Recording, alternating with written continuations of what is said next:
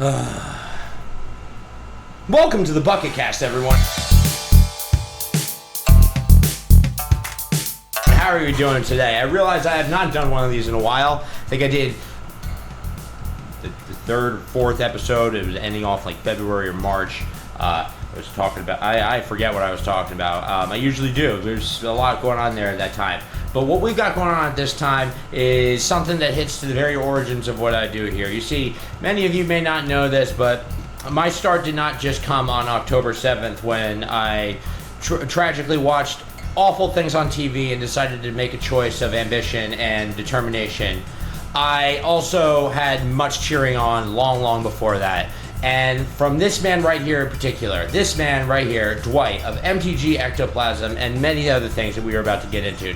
So Dwight, why don't you give everyone a little background on you, who you are, what you used to do, and what you are planning to do now. All right, my name is Dwight, also known as D Blanco from MTG Ectoplasm. People call me a medium that wears an extra large. I used to produce a MTG channel predominantly focused on spirits and spirits only. I stepped away from the game for a little bit due to family issues, mom passing away.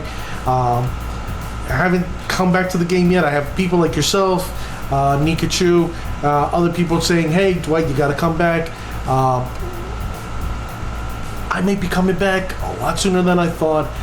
There's Modern that's taking off. And for those who don't know, I'm a spirit guy. I love spirits. And for some reason, I think spirits might, I'm not going to say it's going to do exceptionally well, but I might be able to start winning with spirits in Modern. You got it's streaming, the Red Spirit streaming Vengeance now in the picture. Like that's you. For those of you who don't watch I did a 4-color spirits video, which I mean, you know, you thought you'd see it all when I did Legacy Spirits, which we'll talk about that in a bit. But 4-color spirits was something else. Add red to the equation. That brings up the very pivotal point of, you know, how this all started between the two of us. So why don't you tell that little story about that one February in 2022 of a snowstorm when I decided to compete in a Legacy preliminary. Well, what happened is that when I did my show, I was looking, you know, talking about particular spirits and how they benefit the game and gameplay interactions, how certain styles of Magic were going on.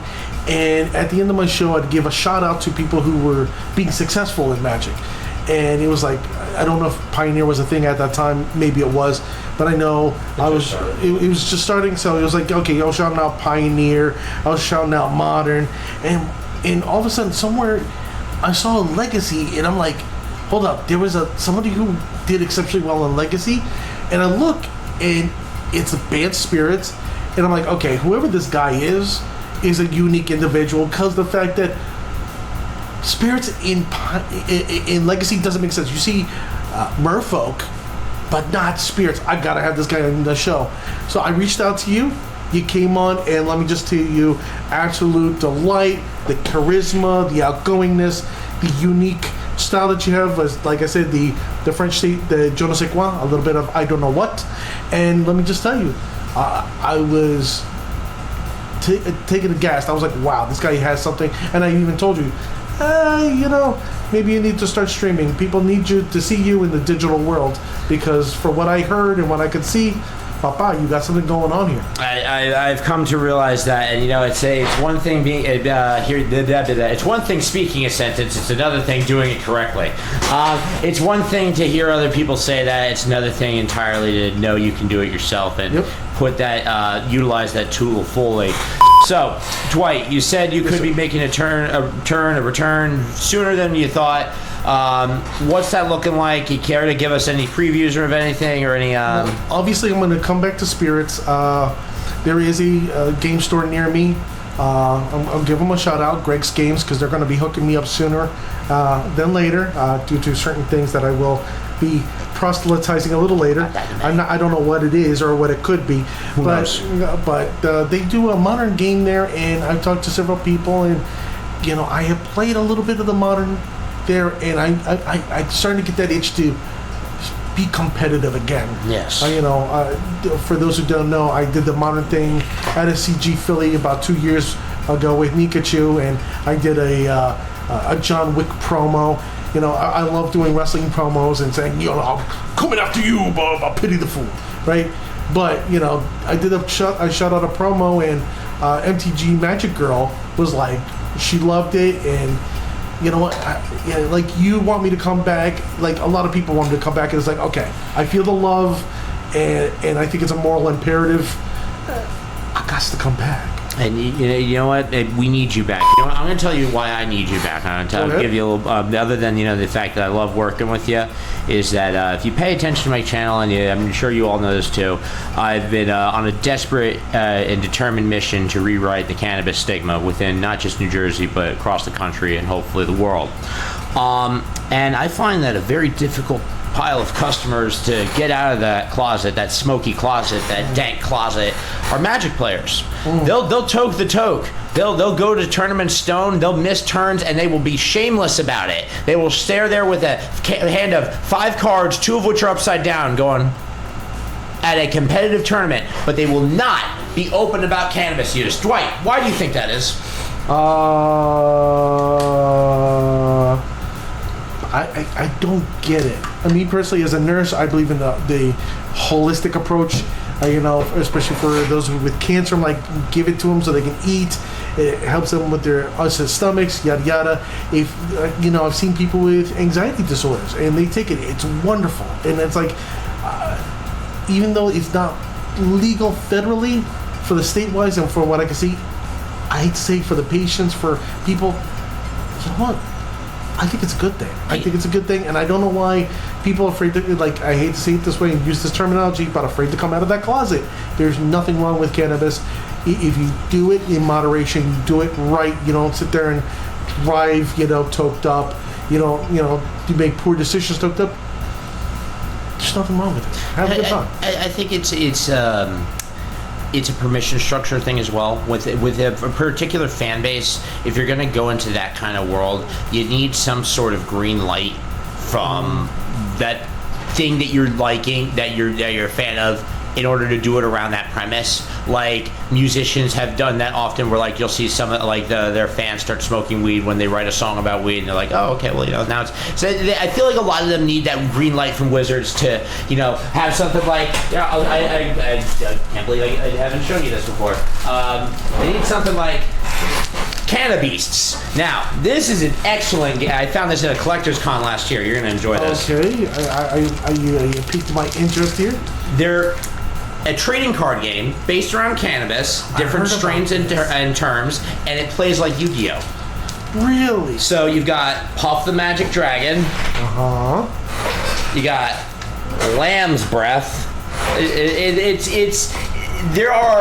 That's the thing that surprised me the most about my dive into the cannabis world here. So there's a lot of alternative products like card games and collectibles, and I would say cannabis users love their bling more than Magic the Gathering players. Yeah, I hate to tell you, you are 100%. Wow, these are very unique, ladies and gentlemen. Right? Yeah, need to check this out. Go check out Cannabeast. They are an investment to make. They have new stuff coming out all the time. I've always been more upset that I don't have the funds to set aside for them. I met them at the Collectors Con last year, and they were just they were really, really cool guys. And it was, you should actually look in the Collectors Con for your game, which we're going to talk about in a little bit. Actually, why don't we just get into that now? Let me just tell you about the cannabis part. Like, the wife and I, not this past April, but the April before 420, Cypress Hill came in town with Action Bronson, I believe it's, and Sublime. Let me just tell you, Atlantic City was all smoked up. They called it Bong Walk Empire. Yep. And let me just tell you, you saw, like, from soccer moms to baseball dads, middle-aged people like myself to senior people that look like Cheech and Chong to young bucks. To me, you're a young buck, and you see young people, and it's just a community, a welcoming community. It's a happy community. So, I mean, if you're a Magic the Gathering player, come out, hang out. There's nothing wrong with it. It's your cure for saltiness. Yes, exactly. You don't want to be that guy. We're like, oh, that guy. Think about it. Like, take a real look at it. You come out of the game. It didn't go as well as you thought. Do you want to walk into that next game with all that on your shoulders? No, you want to wash that off. You want to be able to sit and not have the annoyances of your last opponent affect a game that could very well be yours coming up. Exactly. I agree 100%. Absolutely.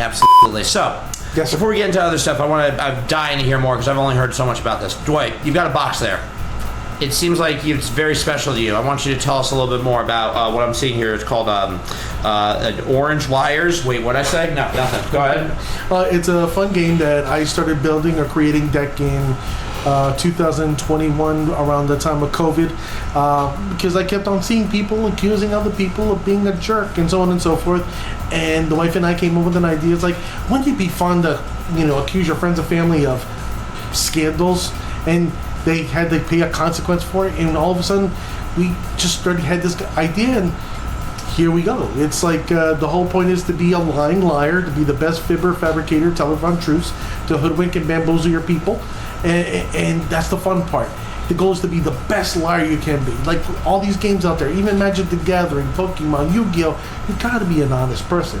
Not here. I want you to be a horrible mention, lie. I want you to fib. It's choose your inner politician, because anytime a politician opens their mouth, they're lying. Well, that being said, also you can exclude Commander from that because there's lies. You gonna attack me? No. Why'd you attack me? God. Yeah, exactly. Jeez. I may not attack you. I won't attack them. Who will you attack? I just said I won't attack them. Will you attack me? I said I won't attack them. I didn't say nothing about you. I'll attack them. But I love those statements. It's like, no, that's basically meaning by process of elimination, you are going to attack me. That you always see those videos of like the AI politicians playing Call of Duty. Imagine that for a Commander game. Nuclear button. Yeah, exactly.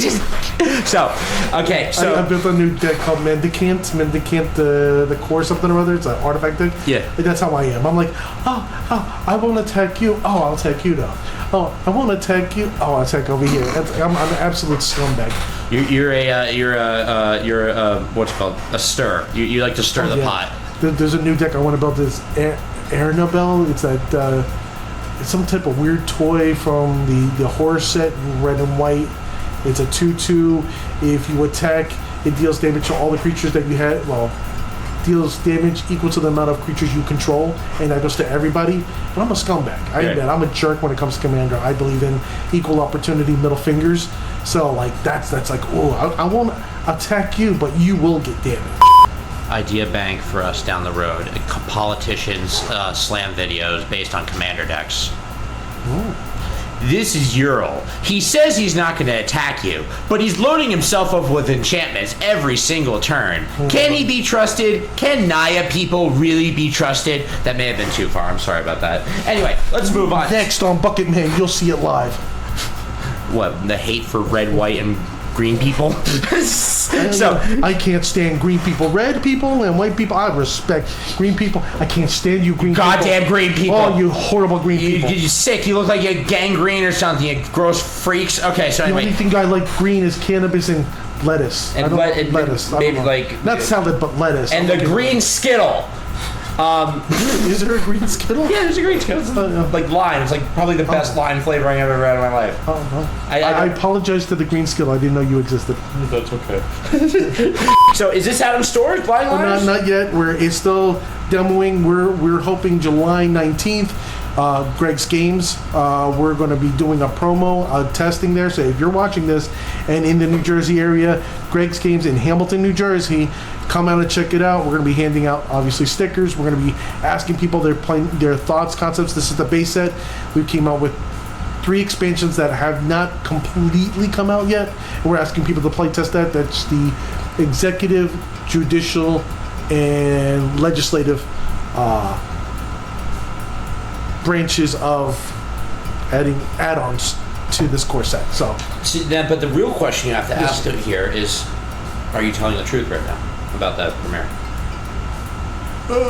Yes, I am 100%. I wouldn't fib about that. The game's just planted a seed it out there. I don't really know. I guess you could go and maybe you'll have a sign that says "Ha ha, I fooled you," and it's just a big cardboard cutout of Dwight going "Ha ha ha ha." But that would be really funny. And then let me begin by saying a huge shout out to my wife, the ravishing Renata, for doing this wonderful artwork and all the wonderful artwork in this wonderful box.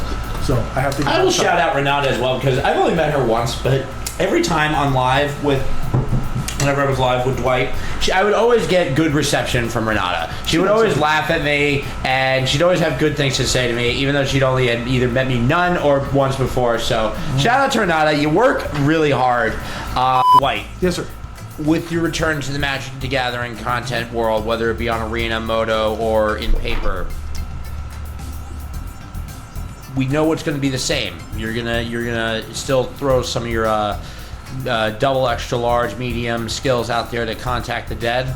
Yes. You're gonna be playing with dead people. What's gonna be different? What do you want to do different this time? What I want to do differently is this time I just don't like. Honestly, my goal is to expand. Right now, I have to be honest. I love competitive play, and that's going to be always my bag when it comes to Magic the Gathering and Spirits.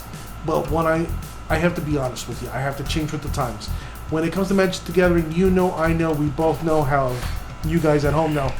Commander's the format. There's no ands or buts about it. Commander is the way of the future, and either you go with it or you fall behind. And I'm going to have to.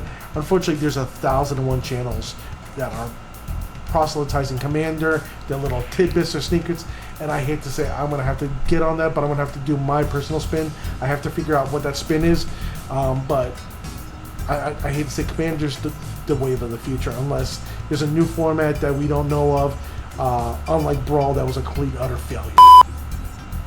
Do you draw inspiration from Gabriel Iglesias at all? A lot of people say I'm not like him.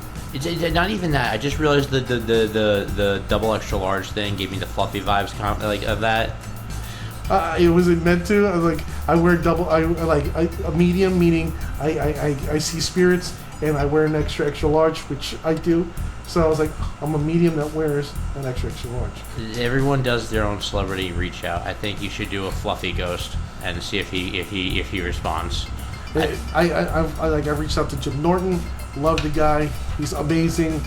He's right up there. Oh, I know. I saw. You know. I met him at when he did that show at the Wellmount, and I got to meet him afterwards. And in addition to us both taking an equally terrible picture with a terrible face, I'll post that later. But I asked him because he, if you ever saw the movie Special Correspondent, there's a scene in the beginning. It's on Netflix with Ricky Gervais. There's a scene in the beginning where he runs out as a transvestite, and he just goes, he just hi to the news reporter. But I asked him because I watch a lot of Ricky Gervais' old work. I said, did Ricky Gervais ever ask to squeeze your head? And he's like, what? And he says, yeah, his producer, when he started his radio show, he had like a round bald head like you do. So like, did he ever ask like squeeze your head? He just looked at me and said, no, and I wouldn't let him. To which I wanted to say, I don't even think if you didn't let him, he would stop. No, when it comes to Jim is a unique bird, and Jim will let you have it, and that's what I love about Jim. Who else have you met? Jim. Who else have you met in that regard? In the celebrity world, a person who I truly love is part of a band. He's the bassist from a group called Flog and Molly. Nathan Maxwell. Okay. Professional skateboarder. Let me just tell you, I love the guy. Every time he sees me, he's on stage. I always try to get up front, and he literally throws me a beer at every show I go to. Love that. He will stop playing the bass, and we'll see who finishes first. Obviously, he wins, even though I'm a bigger guy. I don't know how he beats me with that skinny neck of his, but we literally stop and talk for at least an hour to about 45 minutes in Spanish, and I'm sitting here like, my man, like, I thought you were Irish. How do you know Spanish the way you do? So it's pretty cool. Like that would be a trip to hear him do one of their songs live in Spanish. Oh well, you gotta talk to the number one guy. Personally, I would love to hear "Float" or "Drunken Lullabies" in Spanish, but I don't think that'll ever happen. A mariachi translation of that. Ooh. That would be interesting. It would be very, very interesting. It's kind of funny you mentioned that. I've been watching a band called Easy Band. They do like Mexican style 80s music, and it's amazing. It's delightful. So that just made me think. You know what I really want to hear now? What's that? A Spaniard who knows how to play the shamisen. Think a Spanish guitarist playing the shamisen. That would be different. That would be wild. I think that would be really Flamenco wild. style with the shamisen. I want to see that. Get me. Yeah, I want the Japanese style mariachi band. ASAP. Let's hear that. There is a Japanese salsa band called the La Banda de la Luz. I think that's what they're called, and they were huge in the 90s. I used to love listening to them. They're like this little. She was like a Japanese lady, and she was really good at singing in Spanish. I'm like, hey, how you doing? It's crazy. See, like I've seen more of those different takes on things that we've accepted to be like just that's the way that music is for so long. Say you're excited to get back to playing Magic. 100%. What have you been? You obviously haven't been ignorant to Magic over the years. What do you think? What do you think over with the recent additions between Lord of the Rings, Final Fantasy, all of that? What do you think? Honestly, I cannot stand Universes Beyond. I can't stand it. I loathe it. I think it's the worst thing that ever happened to Magic the Gathering. Good. Let's talk about that. The hands down, the reason why is it's Magic the Gathering meets a Monopoly. Because I know, wherever you go, there's a Monopoly game with a different makeup on top of it, and it's trash. So my argument to this has always been that I think there are times where they go too far with the Universes Beyond. They need to be much more selective. At the same time, that's a good example. That's a good example. I'd argue My Little Pony was a step too far. But that was a collector. Yeah, but that's still no. My point has always been though that if you're in the marketing world and you have a game based on traveling to different planes of existence, right? You can't do that right if you don't partner with other people. It's like making the perfect show for what's it called, a collage? No, not a collage. They didn't do collage shows. What was it? It was a collaboration. I forget what they used to call it when someone would come on someone else's show, like a collaboration. No, but it was they called it something else. Not homage. I'll think of it later. Right. But the point is that you can't do that right if you don't bring on outside planes of popular brands. I get it, but the thing is, you're talking about WotC, Wizards of the Coast. They're owned by Hasbro, but you got to consider you could use what's in under the umbrella of Hasbro, or you have something deeper within WotC itself, and it's called Dungeons and Dragons. You have decades from the 70s, okay, of content within that you can use and foster. You had Magic the Gathering that had when I first started with Gerard in the Weatherlight back in '99. I hate to show my age that way, but you're talking 30 years ago. They had great storylines. What's stopping us from creating and developing new storylines? You love Fizzletip. Why not make a set about Fizzletip and making his adventures of Squee, adventures of Jace, or different planeswalker, or just some stupid little base character that we have no clue about, and just says, hey, here's a little adventure story. Do you think Magic would be getting the same exposure if they went that route and not the route of, say, Lord of the Rings, which led to the one-of-one ring that Post Malone bought, who everyone knows, and we all know that was a big piece of press for them. Like, not just the fact that it was the one-of-one ring, not just the fact that it was 1 month after the release that it was found and bought. But if it meets the thing about Lord of the Rings, it meets the theme of Magic the Gathering. Like right now we had Aether Drift, which was our race car set, that didn't even meet the theme. I'm not talking about Outlaws Junction, or whatever it's called. It didn't meet the theme. It was trash. Like the one thing that stood out from all the sets, was when we went to Innistrad. It was a horror theme. It was something we didn't see before, and many of us were like, but when it had the flavor of Magic the Gathering, chef's kiss, it was one of the best sets ever created, flavor-wise. And people like me, I'm like, dude, we haven't been back to Lorwyn in God knows how long. Yeah, I will agree at that point. I'm desperate to go back to Lorwyn. I think that might actually cure my depression next year if we go back to Lorwyn. Next year. My depression is cured next year when we go back to Lorwyn. That's just, it's gonna forget about everything. I'll be like, but we got beautiful fields, fish, Kithkin are back. When was the last time we had a Kithkin? Elemental. I don't know what it is about the Kithkins, but those guys make me happy. How about Tree Folk? Yeah, the tree folk. Yes, the tree folk, the merfolk. It was just like it was what they tried to do with Eldorain before they did Eldorain and done right. Shapeshifters. Beautiful. But I would like to see tree folk smoke trees. What? Have tree folk smoking trees. So like, what do you mean smoking them? Like, yeah. I mean, yeah. They have to do the horticulture set and get the the kith can grow it. The ents or the tree folk smoke it. It would be the perfect hybrid between Magic the Gathering and cannabis. I think it would be brilliant. Bring cannabis to Magic together. I mean, get a dime bag in every booster set. Yeah, booster box. There's several stipulation grounds there, but we'll talk about that later. Collector's pack, you might get a tab of acid. I don't know. I would love that. Just we bake the acid onto the token.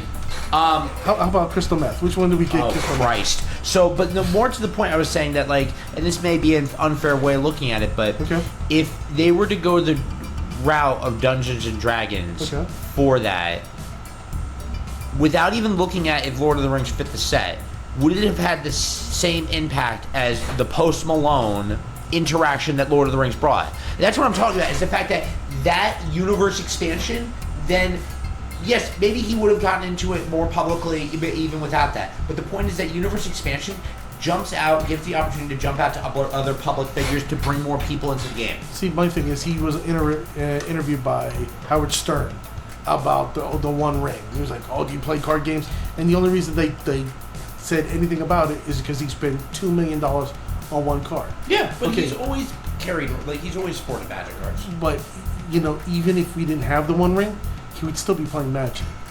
Yes, but then to my point, would they even be talking about it if they did the same thing with Dungeons and Dragons? I don't think so. I personally, if we had a good storyline, we'd actually have a TV show by now. A TV show that should have been out 10 years ago. Talk more about that. Let's segue to that. Magic the Gathering, if you guys hadn't watched recently, their Netflix series has been canceled again. Dwight, tell us more about that. Watsy, you suck. No, you know what? Let me rewind. Hasbro.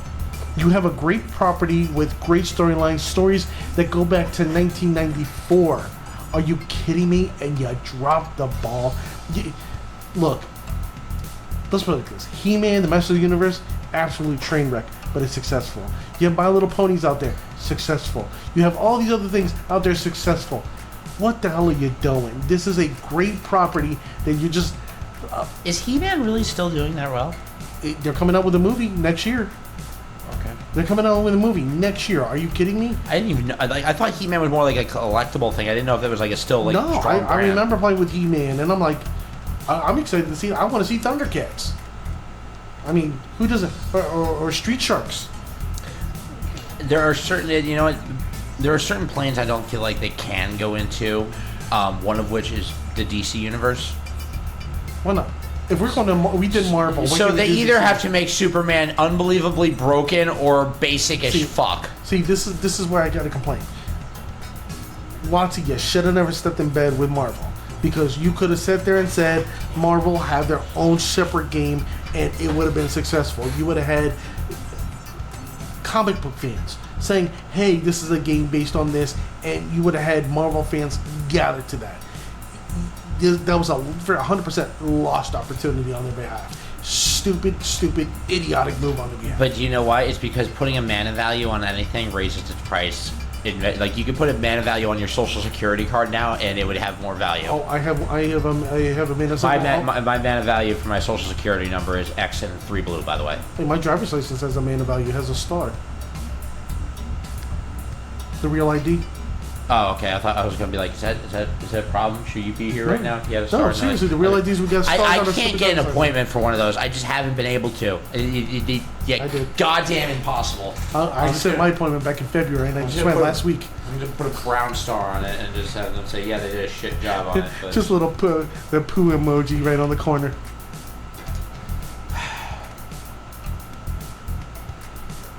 I had to pause for a minute because I had the picture of like the smiling poo emoji on someone, like an officer taking it, just like okay, you're going to jail. Why? I think you know why. This is reprehensible. This is terrible. The First Amendment rights to speak excrement. Talk shit. Yeah, there you go. Let's wrap this up here. All right, Peter.